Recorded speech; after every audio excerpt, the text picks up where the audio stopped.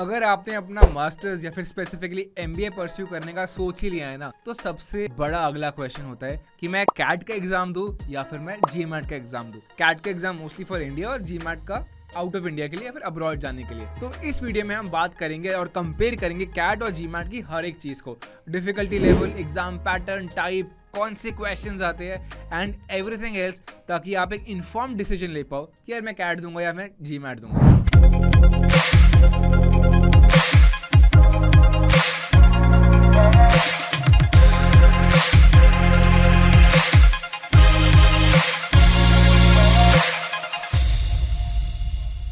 Cat होता है common admission test, जो कि इंडिया के लिए बेस्ट एग्जाम होता है टू गिव और टू एंटर एमबीए, जो हमारे आईएम्स करवाते हैं on a rotational basis. GMAT होता है आपका ग्रेजुएट मैनेजमेंट एडमिशन टेस्ट, जो कि जीमैट करवाता है across the world. Now let's go into the details of both the exam. सबसे पहले हम कैट की सारी इंपॉर्टेंट डिटेल्स जान लेते हैं। कैट एग्जाम दे कौन सकता है? देखो यार, अगर आपने कोई भी बैचलर्स डिग्री कर ली है विद पासिंग मार्क्स ऑफ 50% और मोर, तो आप कैट एग्जाम के लिए एलिजिबल हो और इसको दे सकते हो। रही बात फीस की, कैट एग्जाम की फीस बहुत ही नॉमिनल होती है। जैसे 2022 के अंदर वो एग्जाम देने की फीस थी 2300 रुपीज, और अगर आप ST, SC या PWD कैटेगरी से हो तो फीस आधी हो जाती है एंड दैट इज 1150 रुपीज। सबसे इंपॉर्टेंट क्वेश्चन, यार कैट एग्जाम में क्वेश्चंस कौन से आते हैं, कौन से टॉपिक्स पे आते हैं? तो जो कैट एग्जाम होता है ना, वो बहुत डाइवर्सिफाइड एग्जाम होता है। कोई फिक्स्ड बुक या किसी फिक्स्ड रिसोर्स से वो नहीं बनता है। उसके मेजरली 3 कंपोनेंट्स होते हैं। नंबर 1 होता है आपका क्वांट्स या quantitative aptitude,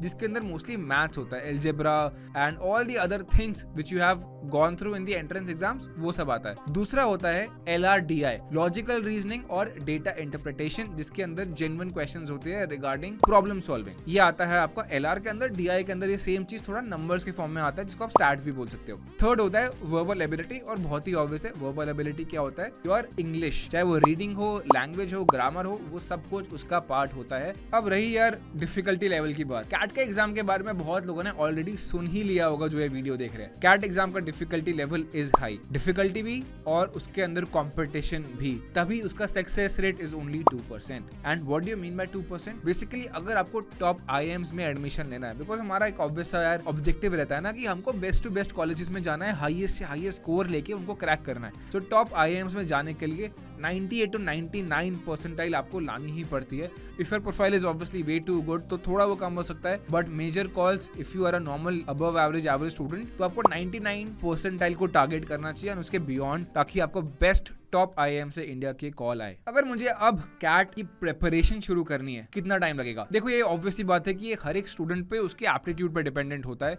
but majority of the times जहां तक मैंने नोटिस किया है, बाकी स्टूडेंट्स को नोटिस किया है, I feel 6 to 8 months is the average time a person prepares. इतना टाइम आपको देना चाहिए। कई लोग 1 साल भी देते हैं, but 6 to 8 months is the average. Number of attempts, it is only taken once a year. Mostly November के मंथ में कैट एक ही बार होता है पूरे साल में, और कोई अटेम्प्ट कैट का नहीं होता है। It is only held once a year. Score validity, अगर मैं कैट का एग्जाम दे देता हूँ या दे देती हूँ, तो वो जो मेरा स्कोर आता है वो कितने टाइम के लिए एप्लीकेबल है? It is applicable only for 1 year। जब तक अगला कैट का एग्जाम नहीं होता तब तक के लिए ही वो एप्लीकेबल होता है। और कौन सी कंट्रीज में मैं अप्लाई कर सकता हूँ? You can only apply in India with the score of CAT, because it is our national exam.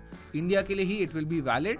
अगर आपको बाहर जाना है तो उस एग्जाम के बारे में हम अभी बात करने वाले हैं। देन एक और क्वेश्चन किसके दिमाग में आ सकता है रिगार्डिंग द कोचिंग फीस। अगर यार मुझे जेन्युइनली कैट के लिए पढ़ना शुरू करना है, ठीक है, मैं वीडियो देख के बहुत ज्यादा मोटिवेटेड हो गया हूँ, यार मुझे तो MBA करना ही था, अब सही टाइम है, तो कोचिंग फीस क्या है? देखो, मैं कोई स्पेसिफिक इंस्टीट्यूट को रेकमेंड नहीं करूंगा। बहुत सारे इंस्टीट्यूट्स हैं यहाँ पे, आप अपनी रिसर्च करके उनके प्रोज एंड कॉन्स कंपेयर कर सकते हो, but usually 30,000 is the average fees, जो कि इंस्टीट्यूट्स अक्रॉस इंडिया चार्ज करते हैं फॉर कैट। हाँ, ऑब्वियसली अलग अलग सेंटर्स का, ऑनलाइन या ऑफलाइन मोड का, वो सब करके हम फीस डिफर कर सकते हैं, बट एवरेज 30,000 आप लगा के चलो on a safer side. That will be the fees और the coaching fee for CAT exam. रही बात सैलरी की, देखो सैलरी का पार्ट हम कैट से डायरेक्टली लिंक नहीं कर सकते हैं। सैलरी का पार्ट आता है कॉलेज से link, but if you are getting into that 2% success rate, if you are hitting that 99 percentile वाला bracket, you are getting the top institutes in India for MBA, then average salary is up to 30 lakhs per annum. और ये literally मैं आपको थोड़ा average वाले part ही बता रहा हूँ। I have seen people get 50 lakhs also,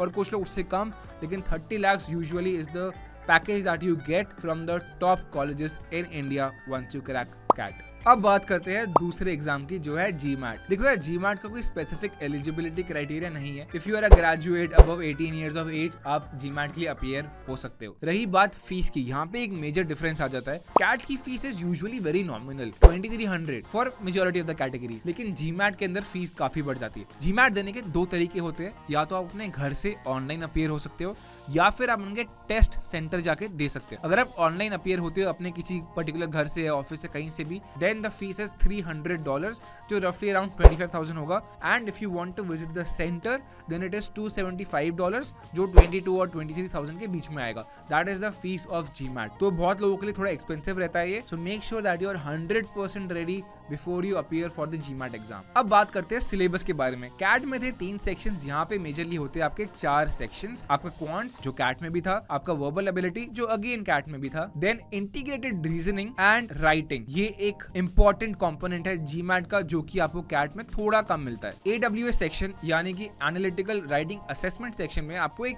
case study दी जाती है, जिसको आपको क्रिटिसाइज करना होता है और उसके बारे में पॉइंट्स लिखने होते हैं। सो यहाँ पे आप देख सकते हो कि जो कैट का सिलेबस है दैट इज वेरी वाइड, लेकिन अगर आप GMAT में जाते हो, GMAT का syllabus is a little concised. वो आपको क्लियरली बताएगा कि वो क्या पूछेगा, एंड ऑनेस्टली बताऊं तो थोड़ा सा इजी भी रहता है as compare to the CAT exam. So as compare to CAT, difficulty मैंने बताया इजी होता है, लेकिन कौन सा सेक्शन ऐसा है जो इजी है और कौन सा ऐसा जो डिफिकल्ट है? वर्बल का सेक्शन, जो स्पीकिंग सेक्शन या इंग्लिश का स्पोकन लैंग्वेज का सेक्शन होता है, that is a little bit tougher than CAT. लेकिन वहीं पे जो दूसरे सारे के सारे सेक्शंस है वो कैट से काफी आसान होते हैं, एंड खास करके क्वांट्स का सेक्शन कैट का काफी ऊपर माना जाता है। GMAT का इज नॉट सो डिफिकल्ट। अब रही बात GMAT के सक्सेस रेट की। देखो, सक्सेस रेट GMAT में डिफाइन होता है if you are scoring in the range of 700 to 800.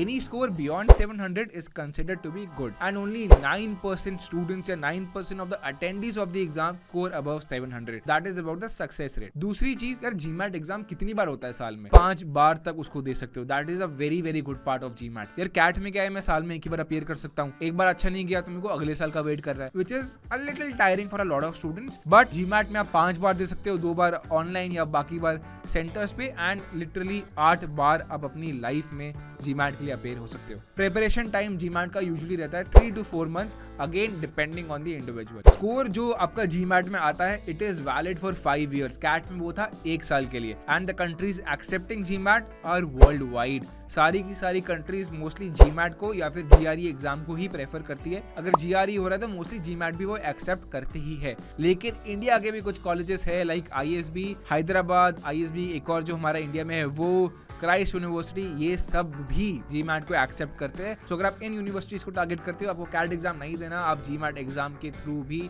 Enter कर सकते हो। अब बात रही सैलरी की, सबसे important question, right? Same point, ये डिपेंडेंट होगा मोस्टली आपके कॉलेज के ऊपर, but usually $90,000 is the annual fee you can target if you are doing well in the GMAT exam. Then same point, CAT की जो coaching fees है वो काफी सिमिलर रहती है GMAT के। मैंने CAT में क्या बताया कि 30,000 आप एवरेज लगा के चलो, सेम एवरेज आप यहाँ पे भी कंसिडर कर सकते हो। GMAT के लिए अगर आपको प्रिपेयर करना है, you are looking for a tuition और a coaching, 30,000 is the average fee that will be charge. तो ये एक बजट है जो आप अगेन सेपरेट कर सकते हो in case you are planning for GMAT। So ये थी GMAT के बारे में सारी इंपॉर्टेंट डिटेल्स।